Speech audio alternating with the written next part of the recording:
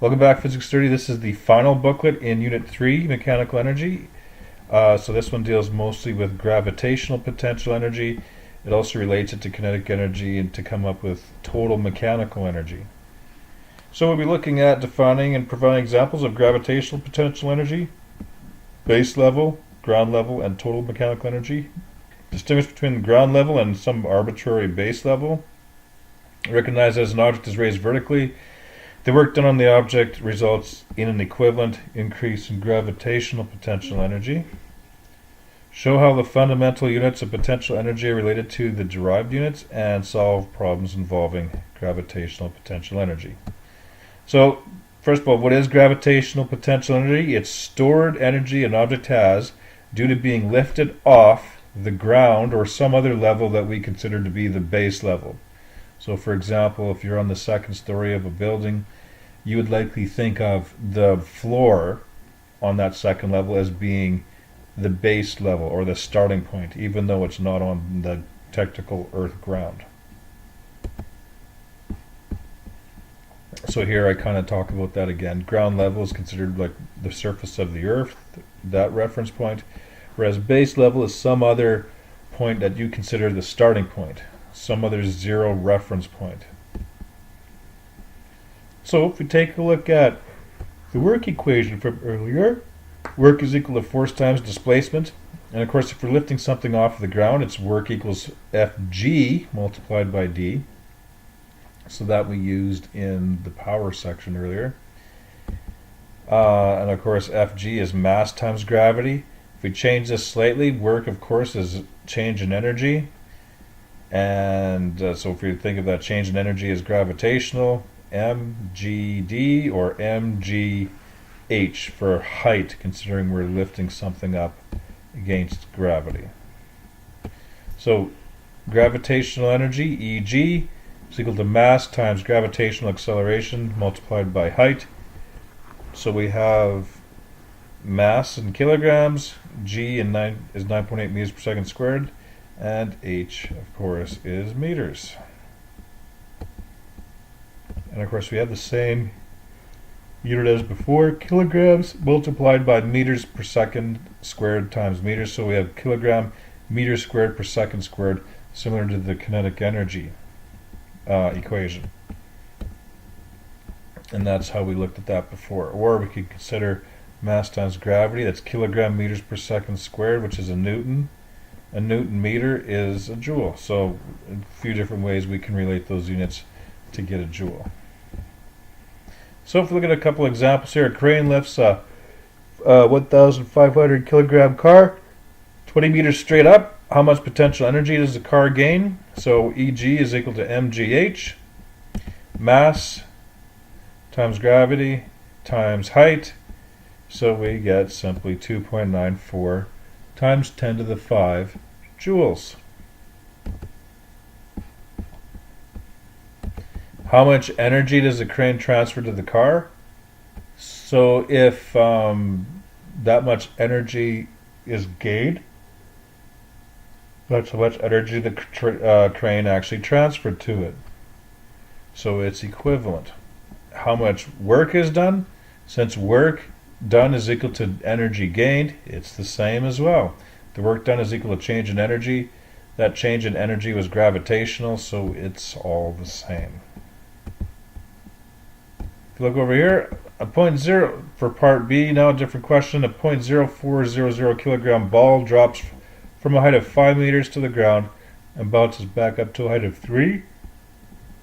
How much potential energy does the ball lose on the trip down? So Eg is equal to mgh. So originally the ball was falling from a height of 5 meters. And of course its mass is that. If you take a look at everything we have here, we have mass as decimal 0.0400 multiplied by 9.8 multiplied by height. So we have 1.96 joules. So that's the energy that the ball had when it was at a height of 5 meters off of the base level. And then how much potential energy does the ball regain on the trip back up? So we have the same equation here. Mass times gravity, except h is only 3. So it had 1.96 joules, it fell to the ground, then it gained 1.18 joules back on the way up. So of course the last question here is what happened to that lost energy? So you likely heard the ball bounce, so that's some energy being released as sound energy. Also, when it hit the ground, it involved some heat and friction as well. Okay. Another question here. A man on a flying trapeze stands on a platform 20 meters above the ground, holding the trapeze. Now, I didn't draw this for you in this space, so if you want to sketch this, that would be great. So just kind of show some sort of platform level 20 meters off the ground, and the dude's going to swing until it's 16 meters off the ground. On the upswing at 18 meters, then he lets go, and he ends up at a point 9 meters off of the base level or the ground level. So the trapeze is 10 meters long and is attached to the roof 26 meters above the ground. The man swings down and lets go of the trapeze on the upswing. He has a mass of 60 kgs. Calculate his potential energy relative to the ground when he is at each of the following heights. Okay, so these all represent from the ground. 20 meters platform, that's from the ground. So Eg equals mgh. Mass times gravity times height. So the mass of the guy is 60 kgs, 9.8, and then 20 meters. So we get 11,760. I rounded that off to 3 sig figs, 11,800. 16 meters on the bottom of the swing. So what is his potential energy there? The stored energy from the ground. So again, Eg is equal to mgh, mass times gravity times a height of 16 this time. So as you can see, of course, he has less energy, 9,408, or 3 sig figs, 9,410 joules.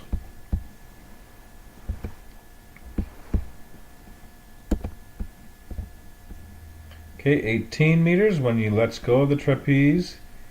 So everything's the same here except the height. It's 18, 10,584. That rounds off to be 10,600. Then halfway to the ground, when he's falling down, he's 9 meters off the ground.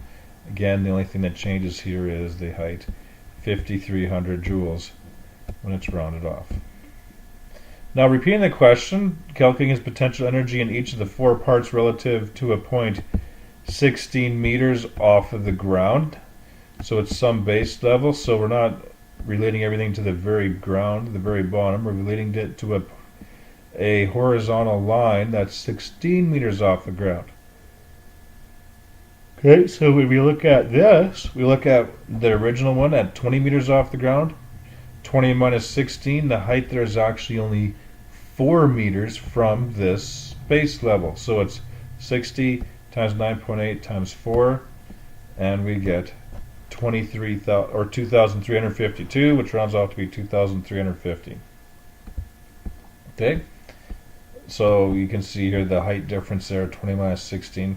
The next one here at 16 meters, of course, the height difference at 16, 60 minus 16 will be 0.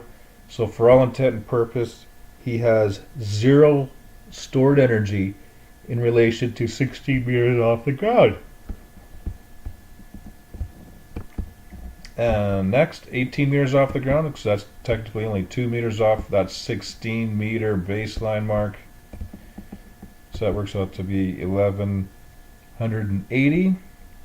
And then at 9 meters, we're actually below the 16 meter level there. So 9 minus 16 is negative 7. So our energy is considered negative there, negative 4,120. Okay, so it all depends what you choose as your reference point, or if you're in fact using the ground level. Okay, one final thing here before we take a break is we'll be looking at the law of conservation of energy and total mechanical energy. So the law of conservation energy, earlier I said that energy cannot be created or destroyed. It only changes form. So looking at that, energy is not gained or lost, it just simply changes form. Okay, we'll end it there and we'll come back with part 2 to the video.